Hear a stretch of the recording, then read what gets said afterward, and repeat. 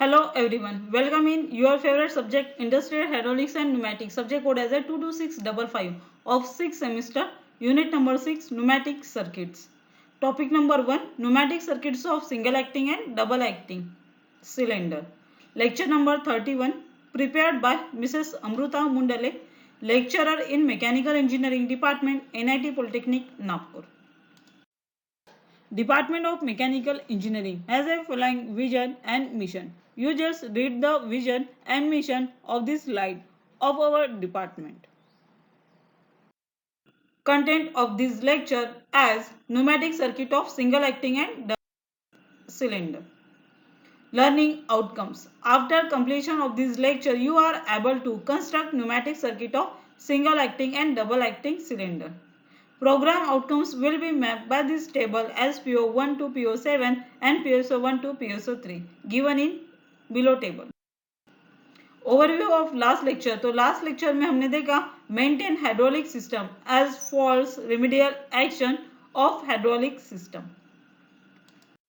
आइए देखते हैं pneumatic circuit for single acting cylinder. तो ये हमारा सिंपल न्यूमेटिक सर्किट है जो सिंगल एक्टिंग के लिए यूज होगा. सिंगल एक्टिंग सिलेंडर मींस क्या, हमें न्यूमेटिक सिस्टम का जो कंपोनेंट्स है उसके एक असेंबली इस तरह से डिजाइन करनी है कि जो एक्चुएट करे सिंगल एक्टिंग सिलेंडर पे. तो यहाँ पे हमने सिंगल एक्टिंग सिलेंडर बनाया, ये हमारा आउटपुट है. तो जैसे ही सिंगल एक्टिंग सिलेंडर आता है तो ये कनेक्ट होता है हमारे 3/2 या 2/2 डीसीवी से. तो यहाँ पे 3/2 डीसीवी कनेक्ट किया है सिंगल एक्टिंग सिलेंडर पे. ये हमारा आउटपुट डिवाइस है और ये हमारा डीसीवी है. तो जैसे ही इसका रिटर्न स्ट्रोक रहेगा तो ये साइलेंसर या मफलर से कनेक्ट होगा क्योंकि ये हमारा न्यूमेटिक सर्किट है. फिर देखते हैं स्टार्टिंग. तो ये स्टार्टिंग से हम जहाँ से आउटपुट से भी आप इनपुट तक जा सकते हो या इनपुट से आउटपुट जा सकते हो. तो न्यूमेटिक सिस्टम में कंप्रेसर यूज होता है. आपको इस तरह से कंप्रेसर नहीं बनाना है, आपको यहाँ पे एरो बनाना है ब्लैंक वाला. ठीक है. तो ये कंप्रेसर रहेगा, कंप्रेसर से air receiver, FRL unit and connected to DCV and then actuator. इस तरह से pneumatic circuit for single acting cylinder हमने कंस्ट्रक्ट किया. अब ये इसका रिटर्न मोशन है. क्यों? क्योंकि ये जो है ये साइलेंसर से कनेक्टेड है. तो आफ्टर ऑपरेशन जो भी इसका रेसिप्रोकेटिंग मोशन परफॉर्म होने के बाद जो सिलेंडर से एयर रहेगी वो क्या रहेगी, एग्जॉस्ट से साइलेंसर के थ्रू, मफलर के थ्रू एटमॉस्फेयर में मिक्स हो जाएगी क्योंकि ये हमें रिस्टोर करने की जरूरत नहीं पड़ती. तो यहाँ से जो कंटिन्यूअस एयर आ रही है ये यहाँ पे स्टोर रहेगी और कनेक्टेड रहेगी. ठीक है. और जब ये रिवर्स फॉरवर्ड मोशन परफॉर्म करेगा तो ये इस तरह से फॉरवर्ड रहेगा जो रेड लाइन में दिख रहा है.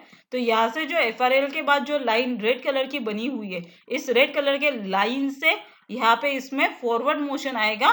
तो इस टाइम पे हमारा जो साइलेंसर मफलर रहेगा वो बंद रहेगा. इस तरह से हमारा pneumatic circuit for single acting cylinder work करता है. मोशन देखते हैं pneumatic circuit for double acting cylinder. जैसे ही डबल एक्टिंग सिलेंडर की बात करते हैं तो same circuit but connected to double acting actuator. तो डबल एक्टिंग अगर एक्चुएटर है तो हमें कौन सी वॉल यूज करनी है, डायरेक्शन कंट्रोल वॉल के साथ 4/2 या 4/3. और हमारा जो कंप्रेसर रहेगा, कंप्रेसर के बाद एयर रिसीवर एफआरएल यूनिट वो एज इट इज इस सर्किट में भी अटैच रहेंगे. तो ये एफआरएल यूनिट के बाद का सर्किट शो किया है. तो इस सर्किट में जो आपको पहले से ब्लैक कलर की लाइन दिख रही है वो क्या है, हमारा फॉरवर्ड मोशन. तो आपको यहाँ पे ये कंपोनेंट की जरूरत नहीं है. ये कंपोनेंट यहाँ पे इसका एक्चुएटर का स्पीड कंट्रोल कर रहा है. तो ये जब आप स्पीड कंट्रोल सर्किट बनाओगे तो आप इस कंपोनेंट को बनाइए. और अगर आप नॉर्मल सर्किट बनाते हो तो इसको बनाने की जरूरत नहीं है, और बनाया तो भी ये गलत नहीं होगा. ठीक है.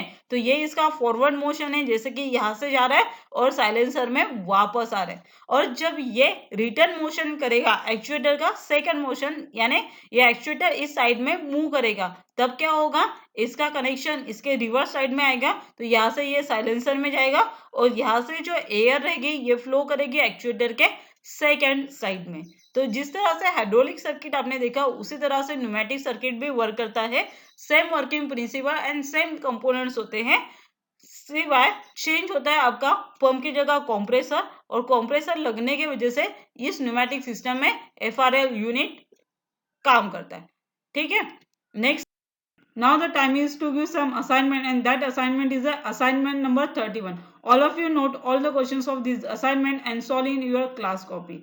Question is, design pneumatic circuit to operate single acting actuator and describe its forward motion with the help of diagram.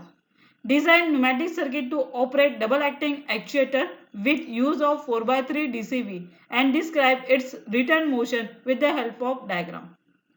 For solving this question, watch this video again and again. Any query, then contact to subject teacher.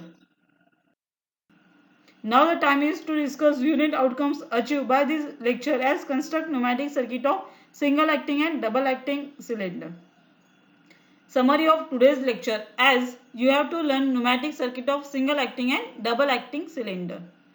Program outcomes achieved by this lecture as PO1, PO4, PO6, PO7 and PO3 is topic for next session में हम पढ़ेंगे pneumatic circuit के अंदर और भी कुछ pneumatic circuit.